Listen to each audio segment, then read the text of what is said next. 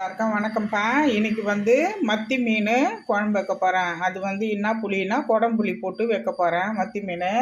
அது நல்லாயிருக்கும். அது கேரளாவில் அந்த மூணாறு அந்த மாதிரி இடுக்கி மாவட்டம் அந்த மாதிரி எல்லாம் போயிட்டோம்னா இந்த இந்த நம்ம சாதாரண மீன் போட்டு குழம்பு வச்சு இந்த புளி போட்டு கொடுக்க மாட்டாங்க. எல்லாமே இந்த குடம்புளி தான் போட்டு கொடுப்பாங்க. அந்த சைடு போயிட்டோம்னா நம்ம கேரளா சைடு போயிட்டாலே நமக்கு இந்த குடம்புளியோட குழம்பு தான் இருக்கும். இல்லைன்னா அந்த குழம்பே அவங்க சாப்பிட மாட்டாங்க. அந்த குழம்புளி இருந்தால் தான் அந்த குழம்பு சாப்பிடுவாங்க. அந்த மாதிரியான ஒரு ட்ரெடிஷ்னலான அந்த குழம்பு அது. அந்த குடம்புளி வச்சு தான் அவங்க செய்வாங்க. நான் அந்த மாதிரி உங்களுக்கு குடம்புளி வச்சு நான் செய்கிறேன். நான் மூணார் போயிட்டு இருந்தேன். அப்போ நான் வாங்கிட்டு வந்தேன் அந்த குடம்புளி. ஏன்னா அங்கே தான் சூப்பராக நல்லாயிருக்கும். அதனால் இடுக்கியில் நான் வாங்கிட்டு வந்தேன். அது மத்தி மீன் வச்சுருக்கேன். இது ஒரு 3/4 கிலோக்கு மத்தி மீன் வச்சுருக்கேன். இது கழுவி க்ளீன் பண்ணி வச்சுட்டேன். இப்போ தேவையான பொருள் அதை அரைக்கிறதுக்கு தேங்காய் வச்சுருக்கேன், தக்காளி வச்சுருக்கேன், வெங்காயம் வச்சுருக்கேன், கொத்தமல்லி கருவேப்பிலை வச்சுருக்கேன். இது நம்ம அரைக்கிறதுக்கு ஒரு 5 தக்காளி போட்டுக்கணும். இது 5 தக்காளி போட்டு ஒரு 5 வெங்காயம் போட்டு நம்ம இதை தேங்காய் போட்டு தேங்காயும் தக்காளி வெங்காயம் போட்டு நம்ம அரைச்சிக்கணும். இது சும்மா தாளிப்பு கொடுக்கறதுக்கு ஒரு 2 தக்காளி 2 வெங்காயம் வச்சுருக்கிறேன்.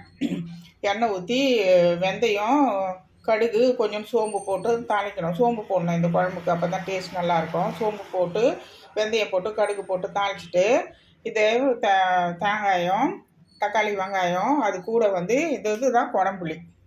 பாருங்கள், இதுதான் குடம்புளி. இது நான் மூணாறுலேருந்து வாங்கிட்டு வந்தது. இது குடம்புளி. இது இப்போ 3/4 கிலோக்கு இது சும்மா இந்த மாதிரி அவங்க ஒரு 2-3 தான் அப்படி தான் போடுவாங்க. ஏன்னா நிறைய போட்டால் ரொம்ப புளிப்பு, பயங்கரமான புளிப்பு. இது ரொம்ப புளிப்பாகி போயிடும். அதனால் இதை சுட தண்ணியில் ஒரு 1/4 ஹவருக்கு நான் ஊற வச்சு அதுக்கப்புறம் ஒரு கொதி வந்தோன்னே நம்ம வச்சுருக்கேன். நான் இப்படி போட்டு நம்ம இப்படி மேஷ் பண்ணாலே இந்த சுட தண்ணியில் என்ன ஆகிடும்னா நல்லா ஒரு 10 நிமிஷம் நல்லா கொதிக்க விட்டு நான் அந்த சுட தண்ணியில் வச்சதுனால இப்படி மேஷ் பண்ணோன்னா அந்த குடம்புளி இந்த மாதிரி ஆகிடும். இது அப்படி நைஸாக கரையணும்னு ஒன்றும் அவசியம் ஒன்றும் கிடையாது. திப்பி திப்பியாக தான் இருக்கும். அதை நம்ம அப்படியே கரைச்சி அப்படியே போட்டுக்கலாம். ஒரு சிலர் என்ன பண்ணுவாங்க, நம்ம வெங்காய தக்காளியெலாம் அரைப்போம் இல்லையா, அது கூடயே போட்டு அரைச்சிடுவாங்க.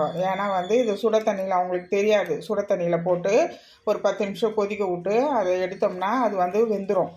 அது வெந்துட்டோன்னா அது இந்த மாதிரி கரைக்கிறதுக்கு அப்படியே சாப்பிட்டா நல்லா அப்படியே கரைஞ்சி வந்துடும். அதுக்கப்புறம் அப்படி திப்பி திப்பியாகவே தான் இருக்கும் அந்த குடம்புளி. இதுதான் இந்த குடம்புளியான ஹைலைட்டு. இதுதான் தெரியாதவங்க என்ன பண்ணுவாங்க, மிக்சியில் போட்டு அரைச்சிடுவாங்க. அது ஒரு கசப்பு தன்மை கொடுக்கும். அந்த மாதிரி போடக்கூடாது. இது ராவாக நம்ம என்ன பண்ணணும், அந்த மாதிரி கரைச்சி இந்த மாதிரி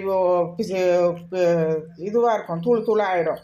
அதனால் அப்படியே நம்ம கரைச்சி அப்படியே நம்ம குழம்பு தாளிக்க வேண்டியது. அதில் ஒன்றுமே ஆகாது.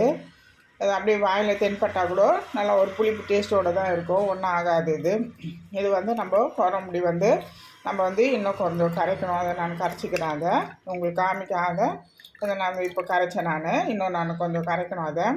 அவ்வளோதான்ப்பா. இப்போ தாளிப்புக்கு தக்காளியும் வெங்காயம் அவ்வளோதான், கொத்தமல்லி கருவேப்பிலை வச்சுருக்கேன். இப்போ ஒரு பாத்திரத்தை நம்ம வச்சுட்டு எண்ணெயை ஊற்றிட்டு, நான் எண்ணெய் என்னன்னா தேங்காய் எண்ணெய் தான் ஊற்றணும்.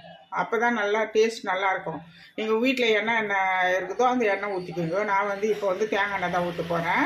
நல்லெண்ணெய்லாம் நல்லெண்ணெய் ஊற்றிக்கோங்க. கடலெண்ணெய் எதுவும் உங்கள் வீட்டில் இருக்கோ யூஸ் பண்ணிக்கோங்க. ஆனால் தேங்காய் எண்ணெய் ஊற்றினா நல்லா ஹைலைட்டாக இருக்கும். நல்லா டேஸ்ட் நல்லா கம்மன்னு அந்த கேரளா ஸ்டைலில் நம்மளுக்கு இந்த மீன் குழம்பு வந்துடும். அதனால் பாத்திரத்தை வச்சு தேங்காய் எண்ணெய் ஊற்றி கடுகு வெந்தயம் கொஞ்சம் சோம்பு போட்டு தாளிப்பு கொடுத்துட்டு, இந்த ஒரு வெங்காயம் ஒரு தக்காளி இருக்குல்ல, அதை நம்ம கட் பண்ணி போட்டு தாளிப்பு கொடுத்துட்டு, அதுக்கப்புறம் அரைச்சி வச்சு இதை போட்டு நல்லா அதில் ஊற்றி அந்த பச்சை வாசம் போட வரைக்கும் வச்சுட்டு, அதுக்கப்புறம் மிளகாத்தூள் போட்டுட்டு உப்பு போட்டுட்டு, அதுக்கப்புறம் நல்லா கொதிச்சு வந்தோடனே அந்த புளியை கரைச்சி ஊற்றிடலாம். ஊற்றிட்டு நல்லா கொதிச்சு வந்தோடனே மீனை போட்டு நம்ம அதுக்கப்புறம் இறக்கிக்கலாம். இப்போ இதெல்லாம் நான் கட் பண்ணி போட்டு அரைச்சிக்கிறேன். இப்போ அரைச்சின்னு வந்துட்டேன்ப்பா.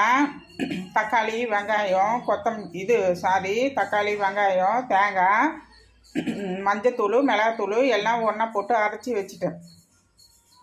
இது எல்லாமே ஒன்றா அரைச்சாச்சு.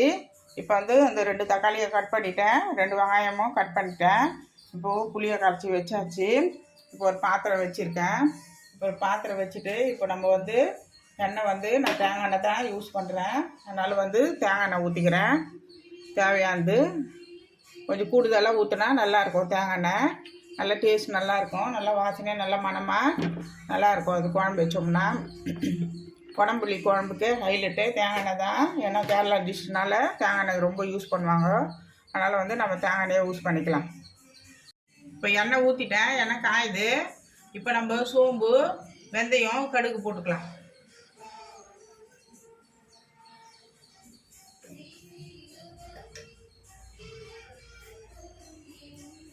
கடுகு போட்டுக்கிறேன்.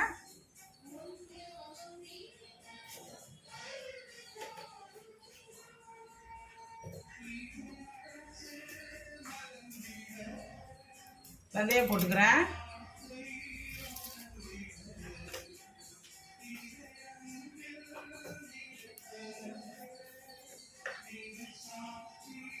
இப்போ சோம்பு தேவையானது சோம்பு போட்டுக்கலாம். இப்போ எல்லாம் நல்லா பொரிஞ்சு வரட்டும்.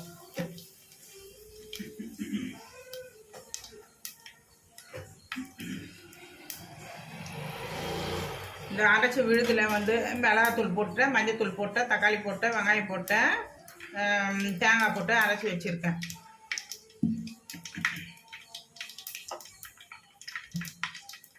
இப்போ இதில் வந்து ஒரு வெங்காயம், ஒரு தக்காளி இருக்குது, நம்ம அதில் போட்டுக்கலாம்.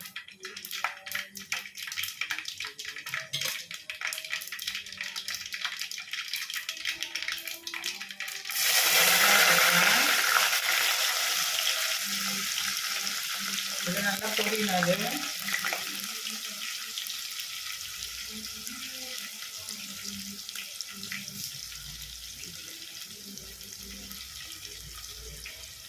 இப்போ கருவேப்பிலை போட்டுக்கலாம்.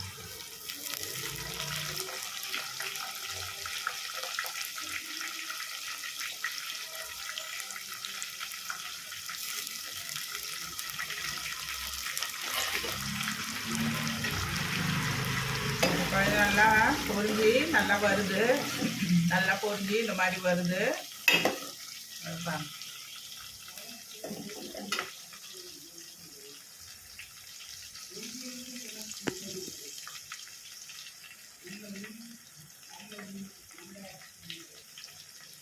இப்போ தக்காளி கட் பண்ணி வச்சுக்கிறோம், நம்ம தக்காளி போட்டுக்கலாம். இப்போ நல்லா பொரிட்டோம். இப்போ நல்லா தக்காளி நல்லா கரையிட்டு இப்போ நம்ம உப்பு தேவையானது உப்பு போட்டுக்கலாம்.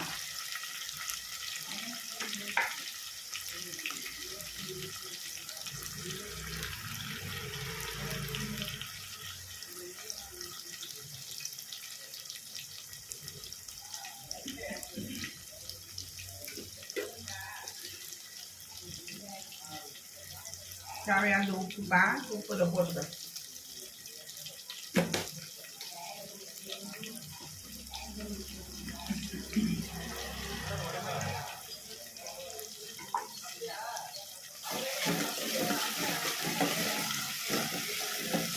நல்லா இது தக்காளி நல்லா கரையணும், நல்லா கரைஞ்சி நல்லா வதங்கணும். நம்ம இந்த விழுது அரைச்சி வச்சுருக்கோம்ல, நம்ம அதை போட்டு நல்லா வதக்கிக்கலாம். வதச்சிட்டு அதுக்கப்புறம் புளியை ஊற்றிக்கலாம்.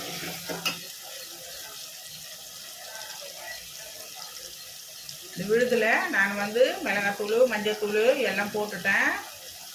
அதனால் வந்து இது போடுறேன். போட்டு இந்த பச்சை வாசம் போகிற வரைக்கும் நம்ம இதை நல்லா வதக்கிக்கலாம்.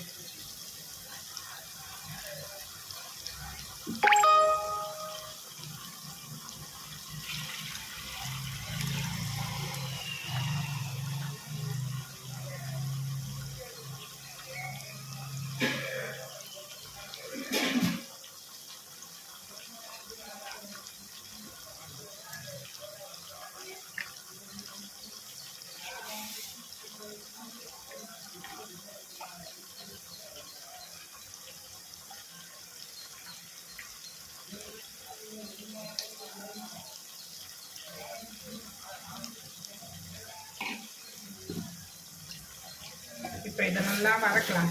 நல்லா வதங்கி இதுவும் அந்த பச்சை வாசனை அது போகணும். அது நல்லா போகணுன்னா நம்ம அதுக்கப்புறம் அந்த புளியை ஊற்றி நல்லா கொதிக்க வைக்கலாம். உப்பு போட்டேன், மஞ்சள்தூள் போட்டேன், மிளகாத்தூள் போட்டேன்.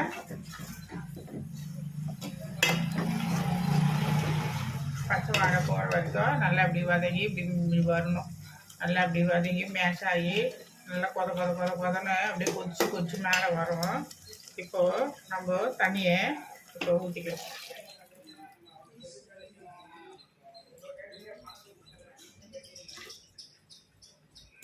இப்போ இது புளி கரைச்சி வச்சுருக்கோம்ல குழம்புலி, இப்போ அதையே நம்ம இதில் ஊற்றிக்கலாம்.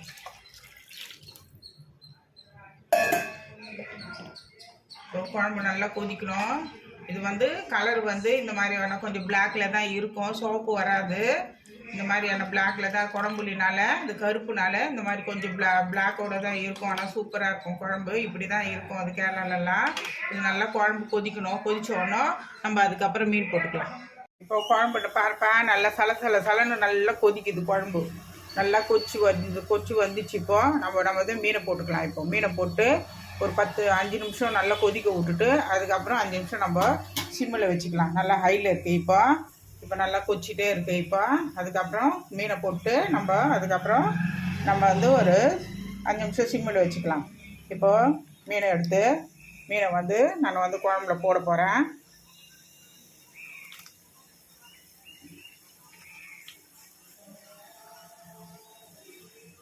மீனை போடுறேன். நல்லா ஒரு 10 நிமிஷத்துக்கு 5 நிமிஷத்துக்கு நல்லா ஹையில் நல்லா கொதிக்கணும். நல்லா கொதிச்சோன்னா ஒரு 5 நிமிஷத்துக்கு நம்ம அதுக்கப்புறம் சிம்மில் வச்சுக்கலாம். அப்புறம் நல்லா எண்ணெய் வாடையாக நல்லா அழகாக வந்துடும் அது. இப்போ நம்ம அதை டிஸ்டர்ப் பண்ண வேணாம். எதுவுமே போட்டு கரண்டி எல்லாம் போட்டு எதுவும் கலக்க வேணாம், எதுவும் செய்ய வேணாம். நல்லா ஒரு 10 நிமிஷத்துக்கு இந்த ஹையில் தான் வச்சுருக்கிறேன் நான். நல்லா கொதிக்கட்டும். நல்லா கொதிச்சோன்னா அதுக்கப்புறம் நம்ம என்ன பண்ணிக்கலாம், சிம்மில் வச்சு அதுக்கப்புறம் ஆஃப் பண்ணிக்கலாம். இப்போது மீன் குழம்பு நல்லா கொதிச்சு நான் இறக்கி வச்சுருக்கேன். இப்போது காமிக்கிறேன் பாருங்கள். மீன் நல்லா வெந்துடுச்சு. மீன் ரொம்பவே கலர்னா இது உடஞ்சிரும். அது நல்லா வெந்துடுச்சு. 5 நிமிஷம் ஹையில் வச்சுட்டு ஒரு 10 நிமிஷம் 5 நிமிஷம் சிம்மில் வச்சுட்டு மீனை இறக்கிட்டேன். அவ்வளோதான், மீன் குழம்பு ரெடி ஆயிடுச்சு. இனிமேல் நீங்கள் பரிமாறலாம். அவ்வளோதான், சூப்பராக. இது இந்த மாதிரி தான் இருக்கும். இது கேரளா மீன் குழம்பு. இது தேங்காய் எண்ணெயில் போட்டு செஞ்சோம்னா இந்த மாதிரியான ஒரு கலரும் இந்த மாதிரியான ஒரு பளபளன்னு நல்லா சூப்பராக நல்லா இருக்கும். அது நீங்கள் வீட்டில் இந்த மாதிரி செஞ்சு பாருங்கள். வெறும் குடம்புளி அது இப்போ எல்லா டிபார்ட்மெண்ட் ஸ்டோர்லேயும் இருக்குது. இது இப்போ நம்ம இங்கேயே சென்னையிலேயே எல்லா மாவட்டத்துலேயும் இருக்குது குடம்புளி. அதை நீங்கள் வாங்கிக்கலாம். ஆனாலும் நீங்கள் ஊருங்களுக்கு கேரளாவுக்கு அந்த மாதிரி என்ன போனீங்கன்னா குடம்புளி அங்கே ரொம்பவே கிடைக்கும். அங்கே நீங்கள் வாங்கி வச்சுக்கிட்டோம்னா அது வந்து 1 இயர் இல்லை 2 இயர் கூட அது நல்லா இருக்கும். அது எதுவுமே கெட்டு போகாது, ஒன்றும் ஆகாது, நல்லாவே இருக்கும். நான் வாங்கி 5 மாதம் ஆகுது. இன்னமும் நல்லா அப்படியே சூப்பராக ஃப்ரெஷ்ஷாகவே நல்லாவே தான் இருக்குது. அது வந்து 1 வருஷம் 2 வருஷத்துக்கு அது நல்லா யூஸ் பண்ணுவாங்க அந்த குடம்புளியை. எப்போவுமே அவங்க ஊர்லேயும் நம்மளும் அது அந்த மாதிரி யூஸ் பண்ணி நம்ம செஞ்சு இந்த மாதிரியான இது குழம்பு வச்சு சாப்பிட்லாம். மற்ற குழம்புக்கெலாம் நல்லா இருக்காது குடம்புளி. வெறும் மீன் குழம்புக்கு மட்டும்தான் இது நல்லாயிருக்கும். ஆனால் இந்த மீன் குழம்பு இல்லாத அவங்க சாப்பிட மாட்டாங்க. அந்த குடம்புளி இல்லாத மீன் குழம்பையே அவங்க தொட மாட்டாங்க சாதா புளியில் வச்சாங்கன்னா. அதனால் வந்து அது ரொம்ப ஃபேவரட்டான ட்ரெடிஷ்னலான இந்த மீன் குழம்பு இந்த வீட்டில் செஞ்சு பார்த்துட்டு அது எப்படின்ட்டு எனக்கு சொல்லுங்கப்பா. தேங்க்யூ. சப்ஸ்கிரைப் பண்ணுங்கப்பா கண்டிப்பாக. தேங்க்யூ.